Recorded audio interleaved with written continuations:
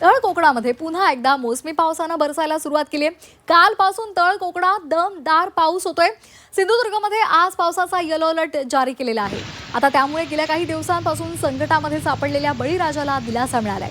पेरणीचे कामं आटपून लावणीच्या प्रतीक्षेमध्ये असलेला बळीराजा पुन्हा एकदा शेतामध्ये वावरताना दिसतोय।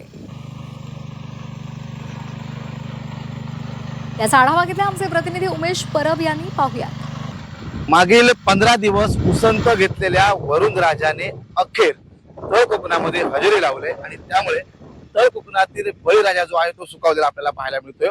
आपण जर पाहिलं असेल तर हवामान खात्यानं मान्सून तळ कोकणामध्ये दाखल झाला असल्याची घोषित केलं होतं, मात्र पावसाचा थेंब या ठिकाणी पाहायला मिळत नव्हता। मात्र अखेर कालपासून या ठिकाणी सिंधुदुर्ग जिल्ह्यामध्ये पावसाची जी आहे ती सुरुवात झालेली आहे।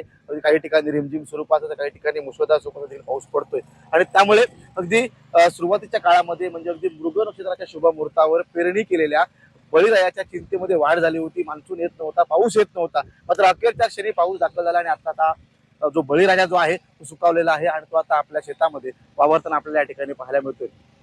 खरं तर मान्सून दाखल झाल्यानंतर त्या ठिकाणी पेरणीची घाई करू नका असे आदेश जे आहेत ते मुख्यमंत्र्यांनी काढले होते। त्यासोबतच कृषी विभागाने देखील सूचना केल्या होत्या। मात्र तळ कोकणातील बळीराजा जो नेहमीच मृग नक्षत्राच्या शुभ मुहूर्तावरती पेरणी करतो त्याने ती पेरणी केली होती आणि त्यानंतर जे उगवलेलं आहे ते वाचवण्यासाठी आपण पाहिलं तर काही ठिकाणी विहिरीचं पाणी देखील सिंचन करून ते शेत टिकवण्याचा प्रयत्न करण्यात आला होता। मात्र आता आपण पाहिलं असेल तर कालपासून पावसाने जो आहे तो जोर धरलेला आहे आणि त्यामुळे या ठिकाणी सिंधुदुर्ग जिल्ह्यातील कोकणातील जो बळीराजा आहे तो सुखावलेला आहे। पेरणीची कामं झालेली आहेत आणि आता लावणीपूर्व कामं जे आहेत त्या लावणीपूर्व कामांना वेग आलेला पाहायला मिळतोय। सिंधुदुर्ग जिल्ह्याला आता आपण जर पाहिलं असेल तर येलो अलर्ट जारी करण्यात आलेला आहे।